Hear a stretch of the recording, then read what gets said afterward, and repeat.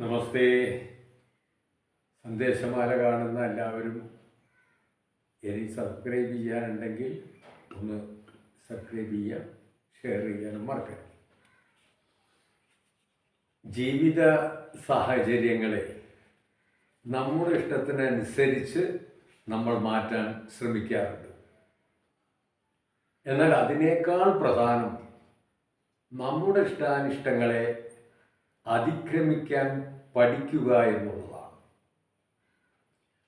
അത് സാധിക്കണമെങ്കിൽ നമ്മൾ ആധ്യാത്മിക തത്വങ്ങൾ മനസ്സിലാക്കി ബോധപൂർവം പരിശ്രമിക്കണം.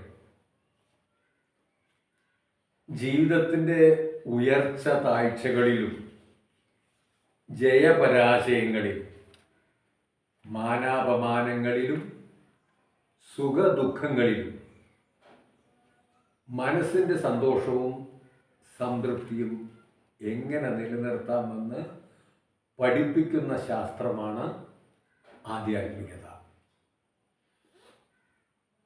ജീവിതത്തിൽ ഒന്നാമതായി എന്ന് വെച്ചാൽ ഏറ്റവും പ്രധാനമായി അറിഞ്ഞിരിക്കേണ്ടതും അത് തന്നെയാണ്.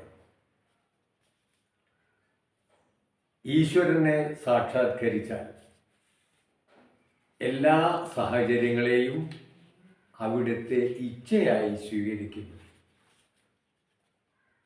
അതിനാൽ അവർക്ക് ഏത് സാഹചര്യത്തിലും സമഭാവം പുലർത്താൻ കഴിയും. അവർ സർവചരാചരങ്ങളിലും പരമാത്മാവിനെ തന്നെ ദർശിച്ച എല്ലാറ്റിനെയും സ്നേഹിക്കുകയും സേവിക്കുകയും ചെയ്യുന്നു. മഹാത്മാക്കളെ സ്തുതിക്കുന്നവരുണ്ട്, അതുപോലെ നിന്ദിക്കുന്നവരുമുണ്ട്.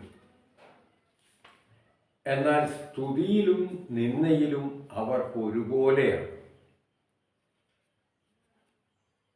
ജീവിതത്തിലെ തിരിച്ചടികളെ പോലും പ്രശാന്തതയോടെ സ്വാഗതം ചെയ്യുന്നവരാണവർ. മിക്ക മഹാത്മാക്കളുടെയും ജീവിതത്തിൽ വിമർശനങ്ങളും എതിർപ്പുകളും അവർക്ക് നേരിടേണ്ടി വന്നിട്ടുണ്ട്. എന്നാൽ അതുകൊണ്ട് അവരാരും തങ്ങളുടെ ലക്ഷ്യത്തിൽ നിന്ന് പിന്തിരിഞ്ഞ് പോയിട്ടില്ല. എതിർപ്പുകളുടെ മധ്യത്തിലും അവർ സമഭാവം കാത്തു സൂക്ഷിക്കും. നിന്ദാസ്തുതികളിലും മാനാപമാനങ്ങളിലും പുലർത്തുന്ന സമഭാവമാണ് ജ്ഞാനികളുടെ ലക്ഷണമായി ശാസ്ത്രങ്ങൾ ചൂണ്ടിക്കാണിക്കുന്നത്. ആധ്യാത്മിക മാർഗത്തിൽ നീങ്ങുന്ന ഏതൊരാൾ അവരുടെ ഈ മാതൃക സ്വായത്തമാക്കാൻ പരിശ്രമിക്കേണ്ടിയിരിക്കുന്നു. ഒരു മഹാത്മാവ് ഒരു സത്സംഗം കഴിഞ്ഞ് മടങ്ങി വരികയാണ്. വഴിയിൽ വെച്ച് കുറച്ചുപേര് അവരെ കളിയാക്കിക്കൊണ്ടിരുന്നു. പല പ്രാവശ്യം അവർ ഇത് ആവർത്തിച്ചു. പക്ഷെ മഹാത്മാവിന് ഒരു ഭാവവ്യത്യാസവും ഉണ്ടായില്ല. ഒരു ഭാവവ്യത്യാസവും ഇല്ലാതെ അദ്ദേഹം നടത്തം തുടർന്നുകൊണ്ടേയിരുന്നു. എന്നാൽ ശിഷ്യന്മാർക്ക് അത് സഹിച്ചില്ല. ശിഷ്യന്മാർ ദേഷ്യപ്പെട്ടു, വഴക്കിനൊരുങ്ങി. അപ്പോൾ മഹാത്മാവ് ചിരിച്ചുകൊണ്ട് പറഞ്ഞു, മറ്റുള്ളവർക്ക് സന്തോഷം പകരാനല്ലേ നമ്മൾ ഈ വഴിക്ക് വന്നത്? സത്സംഗത്തിലൂടെ അവിടെ കൂടിയവർക്കൊക്കെ നമുക്ക് നല്ല മാർഗം കാണിച്ചു കൊടുത്ത് അവരെ നമുക്ക് സന്തോഷിപ്പിക്കാൻ കഴിയും. ഇപ്പോൾ ഇതാ സത്സംഗത്തിന് വരാൻ കഴിയാതെ പോയ ഇവർക്ക് ഞാൻ കാരണം സന്തോഷിക്കാൻ അവസരം കിട്ടിയില്ലേ? എന്നെ പരിഹസിച്ചാലും ശരി, മറ്റുള്ളവർ സന്തോഷിക്കുന്നതിൽ എനിക്ക് സന്തോഷമേ ഉള്ളൂ. അവർക്കും എനിക്കും ഒരധ്വാനവുമില്ലാതെ സന്തോഷിക്കാൻ കഴിഞ്ഞില്ലേ? മറ്റുള്ള ആൾക്കാരുടെ